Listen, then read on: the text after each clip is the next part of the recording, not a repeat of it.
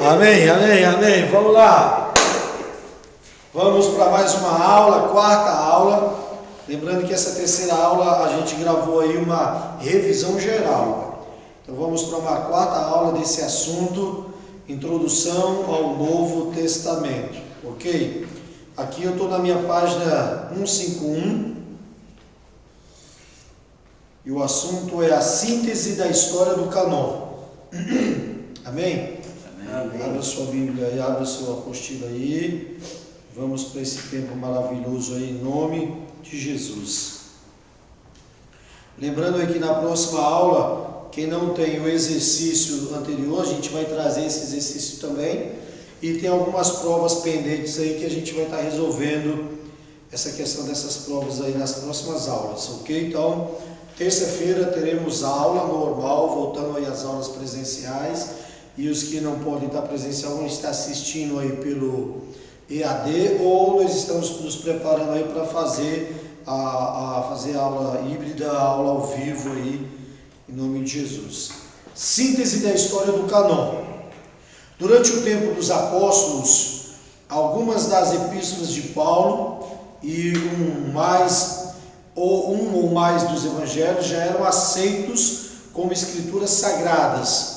Já no começo do século II, de modo geral, ainda não universal. 3 epístolas de Paulo eram recebidas como escrituras sagradas, como também o livro do Apocalipse, totalizando 20 livros ou mais.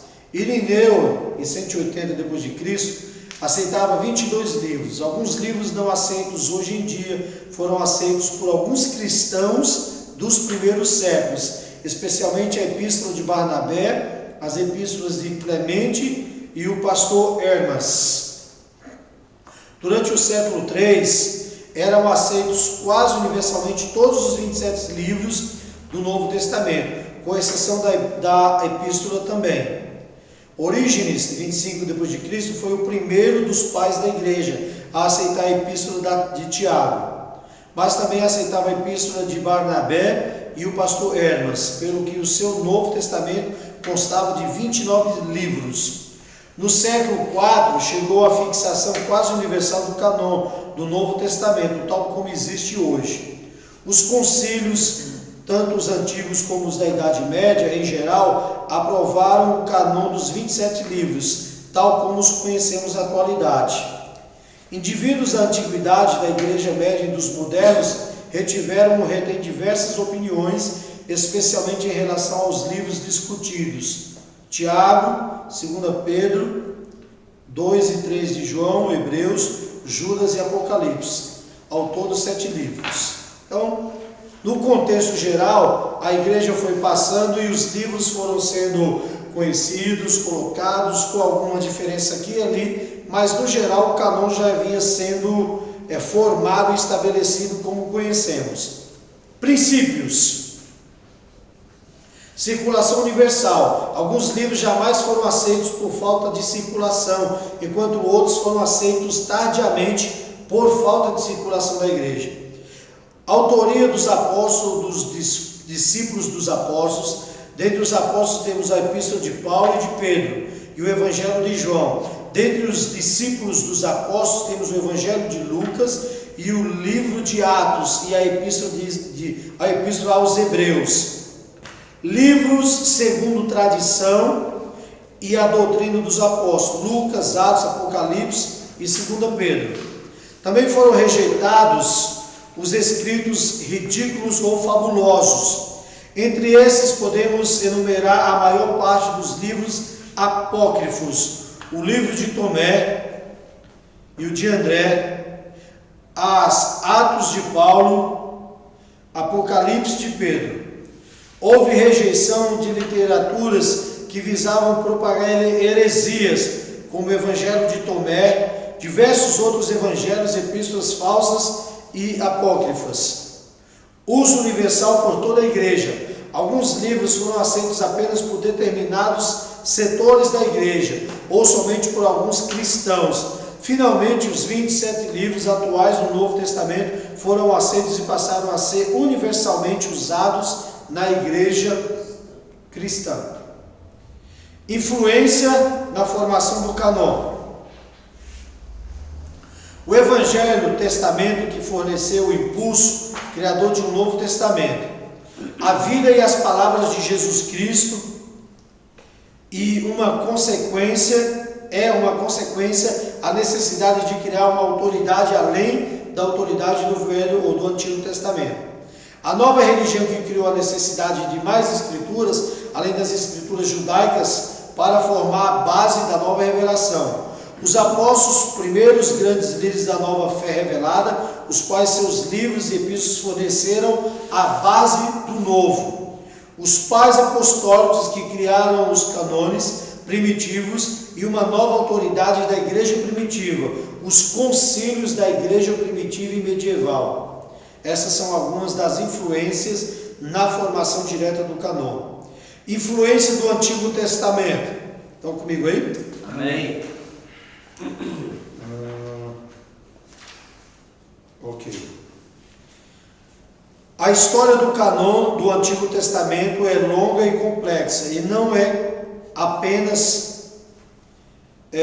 tema deste estudo, pois será estudada na introdução bíblica do Antigo Testamento. É importante notar que apenas depois de alguns séculos de desenvolvimento, o cânon do Antigo Testamento foi finalmente estabelecido antes do fim do século. A grande parte do unânime sobre o cânon do Novo Testamento foi devido a haver opiniões diferentes. A verdade é que já existia o fato unânime sobre o cânon do Antigo. Repetiu aí? Voltou. Repetiu. A verdade é que já existia o fato da comunidade religiosa que compilava lista de livros dotados de autoridade religiosa. Aqueles que estudam a história e a literatura dos povos antigos notam que todos esses povos contaram com a sua literatura sagrada. Os romanos contavam com os escritos sibílicos. Os gregos tinham os escritos de Homero, de Musaio e de Orfeu. Os egípcios colecionavam os livros de Hermes, o livro dos mortos e outros mais. Por semelhante modo, a nova religião cristã sentiu a necessidade de contar com uma fonte escrita de autoridade, que servisse de base à fé e à prática cristã. Não queremos dizer com isso que as novas escrituras não usufruíram da orientação e da inspiração do Espírito Santo, mas é óbvio que a formação do cânon sofre influência de esfera humana também. Igualmente é claro que nessa esfera humana, Deus usa indivíduos e circunstâncias para efetuar as obras da sua vontade. O que é que o autor está dizendo? Que mesmo nós entendendo que o cânon é sagrado e foi inspirado por Deus, ele teve a influência dos pais apostólicos. Que eles entenderam a inspiração, a unção, o poder da palavra, mas que esses homens santos de Deus influenciaram para que esses livros sagrados fossem escolhidos e colocados como cânon. E entendemos que mesmo essa influência que veio nesses homens foi através de Deus. Foi Deus quem os inspirou, foi Deus, assim como inspirou para que eles escrevessem, inspirou esses mesmos pais apostólicos para que eles escolhessem, separassem e colocassem esses livros como livros sagrados. Qual que é o grande problema das pessoas? Elas olham e elas não entendem que o que está escrito na Bíblia foi escrito por homem. Eu até creio que foi escrito por um homem santo de Deus, inspirado por Deus. Então, um outro homem santo de Deus, inspirado por ele, separou ele para que fizesse parte do cânon. É bem simples isso, mas tem gente que gosta de complicar. Então, toda a montagem e a aprovação do cânon, houve essa série de influências. Por quê? Porque mesmo as outras religiões, os homens já vinham escrevendo e colocando seus conteúdos para que tivesse o conhecimento de tudo que os deuses deles, se assim podemos dizer, já havia feito. Então, da mesma maneira, os apóstolos, os discípulos e todos que foram escrevendo foram colocados, inspirados por Deus. Por isso que a Bíblia diz: nenhuma profecia é de particular interpretação, mas os homens santos de Deus escreveram, inspirados por Deus. E outros homens santos de Deus separaram, colocaram e constituíram o cânon sagrado. Ok? Ok. O cristianismo, bem no finalzinho aí, acharam aí? Amém. Estão comigo aí? O cristianismo, ao usar tanto o Antigo Testamento como o Novo Testamento para formar a Bíblia, fez uma ligação entre as antigas e as novas revelações divinas. Dessa maneira é que se estabeleceu a base histórica do cristianismo. Contudo, essa base não foi unicamente histórica, porquanto é claro que muitas das ideias, especialmente ética, do Novo Testamento, foram derivadas do Antigo Testamento. Pode-se dizer, por conseguinte, que o Antigo Testamento foi não somente o procedente que exerceu influência na formação de um Novo Testamento, documento escrito, mas também exerceu notável influência no caráter e nas ideias dessa nova coleção de livros sagrados. Ou seja, toda a base do Antigo, toda a base para escrever o Novo Testamento, foi o Antigo Testamento. É por isso que quando nós estudamos a Bíblia como cristãos, não importa se está no Antigo ou no Novo Testamento, é Bíblia. E o Novo é a base do Antigo. E a luz do Novo foi escrita pelo Antigo Testamento.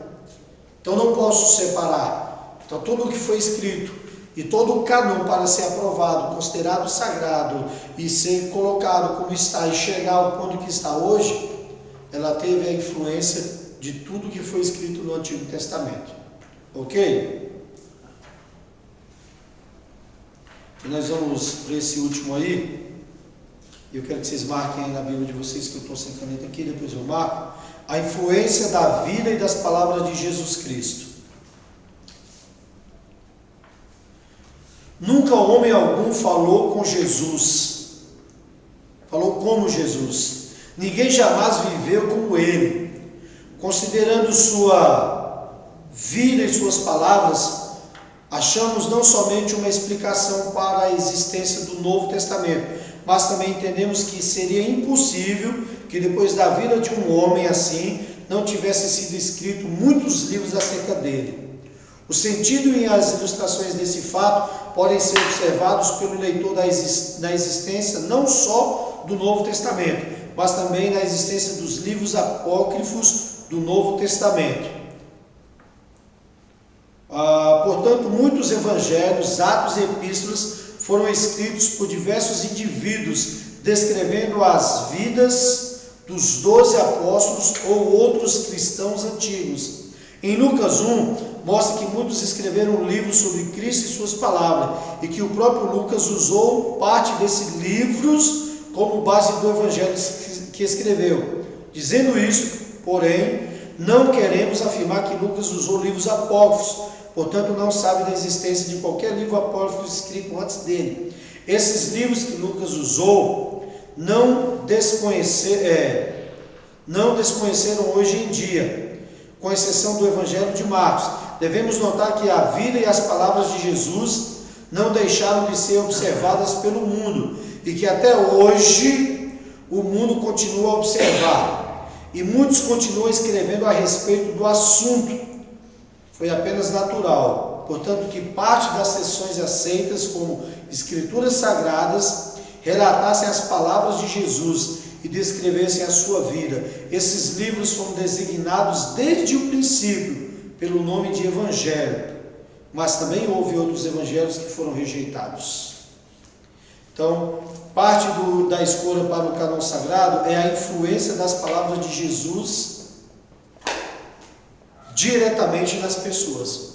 Então, juntando tudo isso, os pais apostólicos se reuniram e entenderam que esses 27 livros constituiriam o cânon sagrado, que é o que nós continuamos e seguimos até hoje, no nome de Jesus. Amém? Amém. Alguma dúvida, alguma pergunta?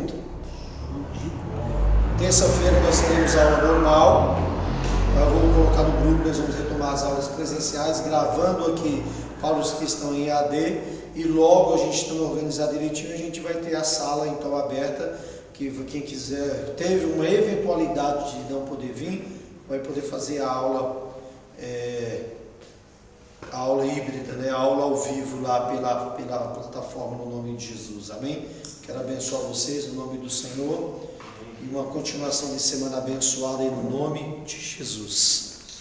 Amém.